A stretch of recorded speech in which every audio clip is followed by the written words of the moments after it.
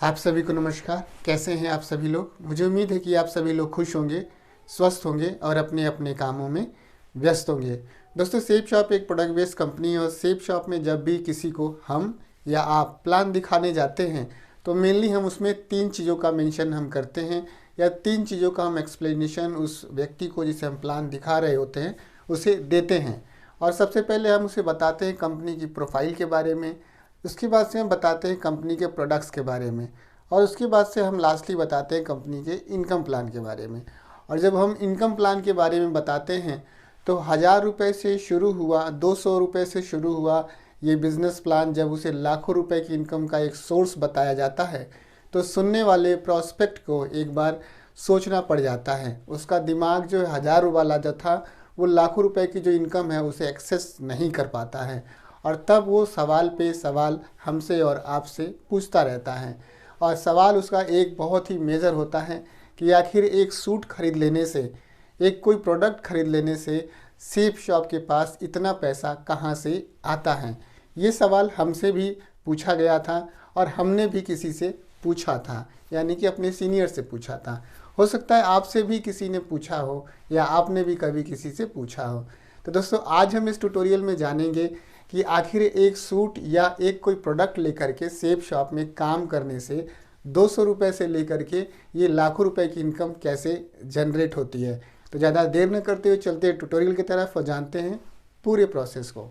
उससे पहले मैं आप लोगों से रिक्वेस्ट करूंगा कि अगर आप लोग इस चैनल पर नए हैं तो प्लीज़ आप लोग इस चैनल को सब्सक्राइब कर लीजिएगा। अगर आप लोग को वीडियो पसंद आए तो उसे प्लीज़ लाइक कर दीजिएगा।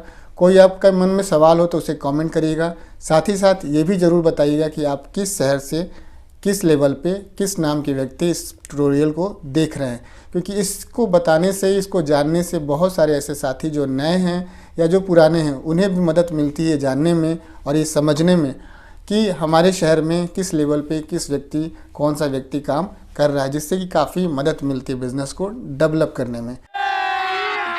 अभी मजा आएगा ना भिड़ो। तो दोस्तों, स्वागत है आप सभी लोग का आज के इस ट्यूटोरियल में। और दोस्तों, मैं बताना चाहूँगा कि सेफ शॉप एक प्रोडक्ट बेस्ड कंपनी है और सेफ शॉप में जब कभी भी हम काम करने की शुरुआत करते हैं तो बहुत सारे लोग को हम प्लान दिखाते हैं और प्लान में बहुत सारे लोग पूछते हैं कि सेफ शॉप में जो पैसा होता है वो कहाँ से आता है। तो सेफ शॉप में पैसा जो आता है कहाँ कहाँ से आता है, टोटल 10 प्रकार से सेफ शॉप में पैसा आता है, यानी कि आपको मिलता है। तो ये 10 प्रकार से इनकम सेफ शॉप में हमें और आपको कैसे होती है, कैसे मिलती है, इसके बारे में पूरी जानकारी मैंने इस वाले ट्यूटोरियल में कवर की है। आप अपना बेशकीमती समय निकाल करके इस वाले ट्यूटोरियल को देख करके सेफ शॉप के 10 टाइप्स ऑफ इनकम के बारे में जानकारी ले सकते हैं। और अगर ट्यूटोरियल आपके लिए इन्फॉर्मेटिव हो तो उसे आप अपनी टीम में भी शेयर कर सकते हैं। अब बात करते हैं दोस्तों सेफ शॉप के इनकम प्लान के बारे में कि सेफ शॉप आखिर इतना पैसा कहाँ से देती है। तो दोस्तों, आप देखेंगे कि तो कोई भी कंपनी हो, छोटी कंपनी हो या बड़ी कंपनी हो, छोटा प्रोडक्ट हो या बड़ा प्रोडक्ट हो, कोई भी सामान सेफ शॉप में हो या जो मार्केट में सामान अवेलेबल है, कोई भी सामान हमारे या आपके घर में नहीं बनता है, वो सीधा बनता है कंपनी में। ये आप सभी लोग जानते ही हैं। और कंपनी हमारे और आपके पड़ोस में नहीं है, कंपनी बहुत दूर है, यानी कि जहाँ पे मैन्युफैक्चर होता है वहाँ पे हमारा घर नहीं है। तो कंपनी सामान बनाती क्यों है? बेचने के लिए। और जो सामान बनाती है कंपनी, आज के समय में आप देखेंगे तो 2025 चल रहा है, तो बहुत सारी ऐसी कंपनियां हैं जो सामान बनाती तो हैं लेकिन बेचती नहीं हैं। बहुत सारी कंपनियां ऐसी हैं जो सामान बनाती ही नहीं हैं लेकिन बेचती बहुत दमदार तरीके से हैं। तो ऐसी 2 तरह की कंपनियां होती हैं। आपने भी देखा होगा कि बहुत सारी ऐसी कंपनियां हैं जो सामान बनाती हैं लेकिन वो बेचती नहीं हैं। जैसे कि आपने कहीं डाबर च्यवनप्राश का शोरूम देखा है? नहीं देखा है। आपके घर में जो टाटा नमक इस्तेमाल होता है उसका शोरूम आपने कहीं देखा है? नहीं देखा है। यानी कि आपने बहुत सारी चीज़ें आप देखें तो आपके घर में जो चाय पत्ती इस्तेमाल होती है उसका कहीं शोरूम देखा है? नहीं देखा है। लेकिन आपने इंडियन गैस का शोरूम देखा होगा और आप देखेंगे तो वो सामान बनाती भी है। इंडियन गैस का जो भी स्पॉन्सर है उसने बनाया भी और उसे बेचने का एक चैनल बना रखा है। लेकिन हमारे यहाँ जो टाटा नमक इस्तेमाल होता है, हमारे यहाँ जो शुगर इस्तेमाल होता है, उसका आपने कहीं शोरूम नहीं देखा होगा। तो आप ये मानते हैं कि मेरे बात से आप सहमत होंगे कि कोई कोई कंपनी ऐसी है जो सामान बना तो लेती है लेकिन उसे बेचती नहीं है। कोई कोई कंपनी ऐसी है जो सामान बनाती ही नहीं है लेकिन बेचती है। ऐसी दो प्रकार की कंपनियां आज हमारे और आपके समाज में, आज हमारे और आपके मार्केट में चल रही है। इस बात को पहले आपको मानना पड़ेगा।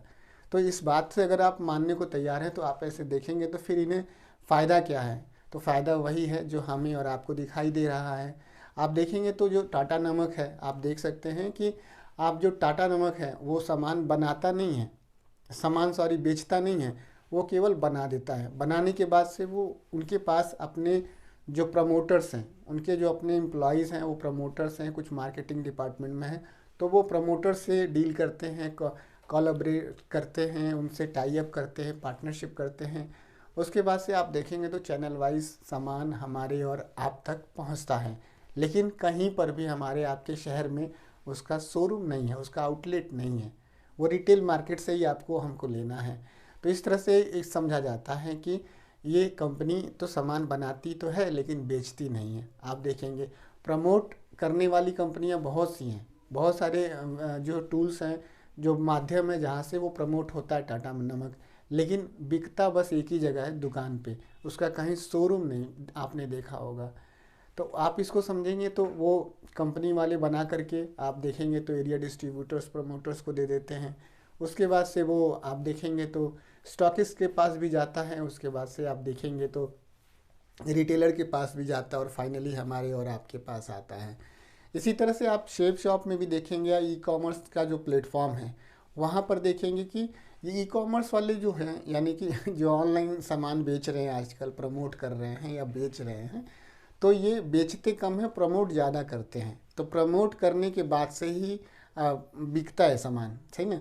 पहले सेल्स नहीं होता है किसी भी चीज़ का, पहले मार्केटिंग होता है। मैन्युफैक्चरिंग करने के बाद से सब, उसके बाद से जस्ट क्या होता है कि वो मैन्युफैक्चरिंग के बाद से मार्केटिंग प्रोसेस में चला जाता है, और मार्केटिंग प्रोसेस करने के बाद से सेल होती है। तो मार्केटिंग का डिपार्टमेंट अलग है और सेल का डिपार्टमेंट अलग है, आप ऐसे कह सकते हैं।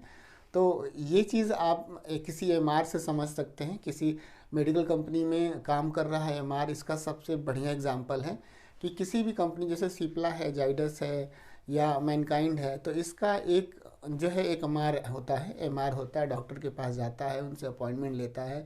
उनके पास जब अपॉइंटमेंट मिल जाता है तो वो जाता है और अपना कलम कॉपी निकाल करके उस प्रोडक्ट के बारे में बताता है, उसकी प्रोफाइल के बारे में, उसके जो कंटेंट हैं उसके बारे में, उसके पास जो उस प्रोडक्ट के कंपोजिशन है उसके बारे में। फाइनली जब वो डॉक्टर या वो जो जो चिकित्सक होता है, जब वो संतुष्ट हो जाता है तो फिर वो ऑर्डर करता है। तो वो ऑर्डर कर लेता है, वो ऑर्डर राइट कर लेता है, राइट डाउन कर लेता है, और फिर वो सेल्स वाले प्रोसेस में भेज देता है उसे, और फिर वो उसे अवेलेबल करा देता है। तो आप ऐसे देखेंगे तो मार्केटिंग होती है, ई कॉमर्स प्लेटफॉर्म पे मार्केटिंग ज़्यादा होती है, सामान कम बिकता है। तो ऐसे देखेंगे तो जो रिटेल की दुकान है और जो ई कॉमर्स, आज उनका कंपटीशन चल रहा है। तो ये आप मानते हैं कि जितने भी ई कॉमर्स प्लेटफॉर्म हैं इंक्लूडिंग सेफ शॉप, तो देखेंगे तो बहुत सारे ऐसे प्रोडक्ट हैं जो प्रमोट होते हैं और बिकते हैं, लेकिन ये बनाते नहीं हैं। इस बात से आप भी ताल्लुक़ रखते हैं। तो ऐसे आप समझेंगे तो दो तरह की कंपनियां स्पष्ट हो जाती हैं। पैसा कहाँ से आता है?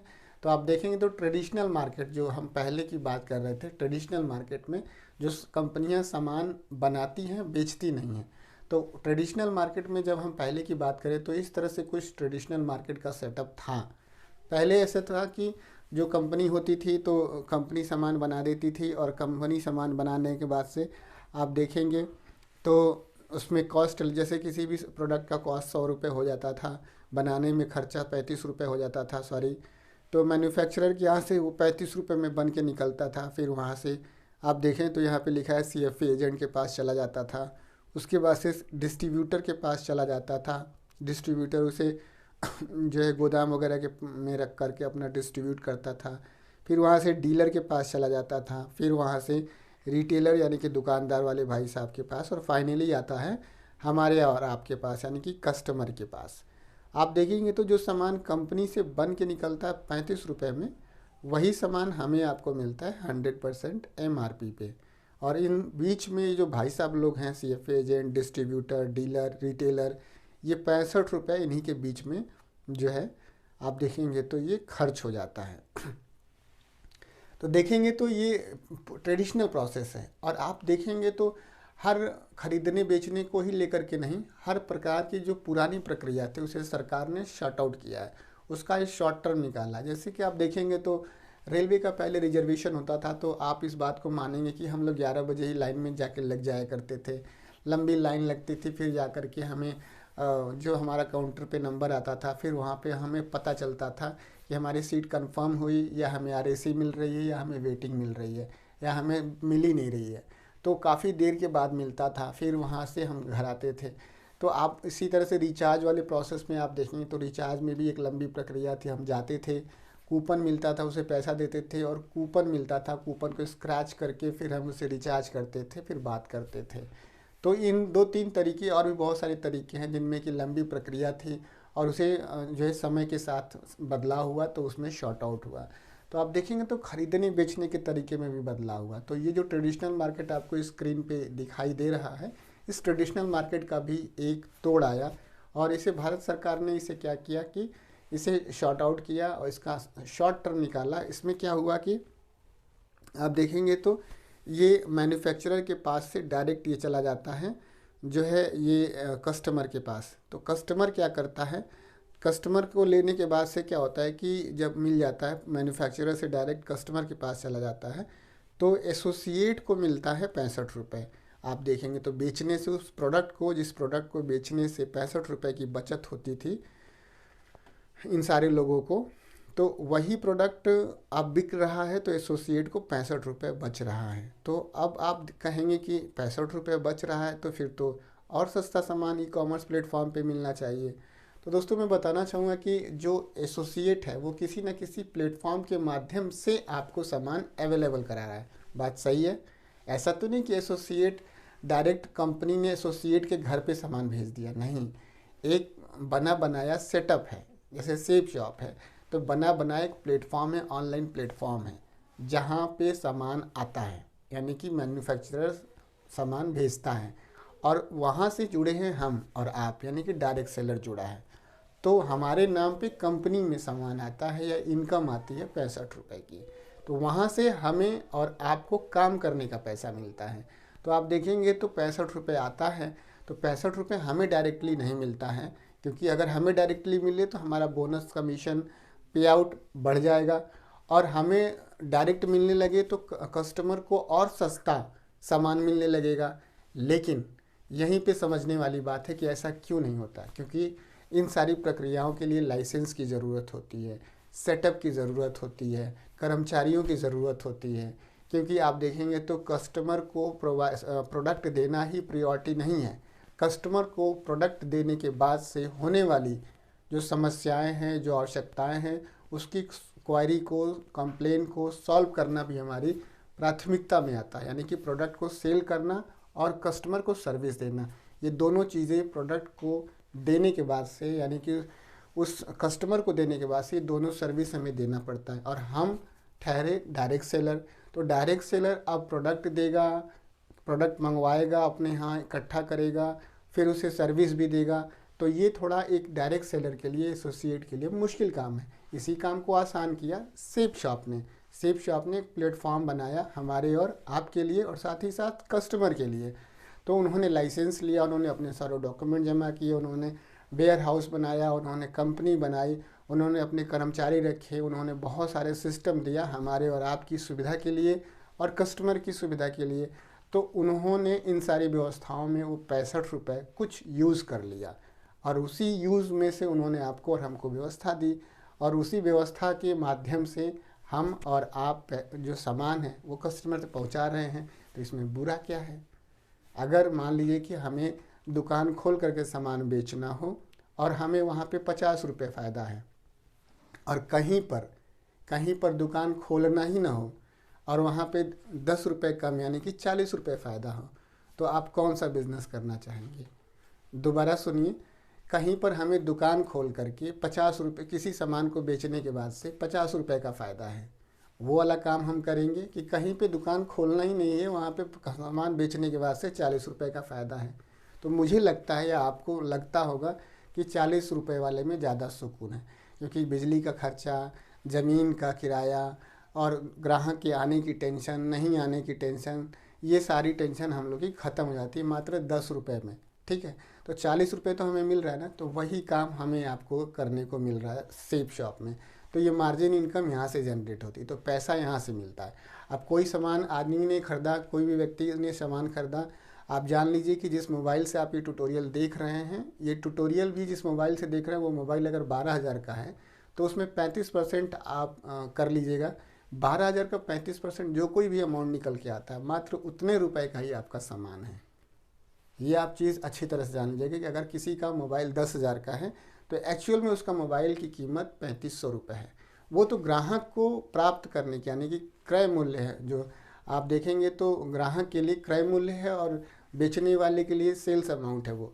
तो आप ऐसे समझिए कि वो जो 6500 रुपये है वो कहीं ना कहीं बीच में डिस्ट्रीब्यूट होता है।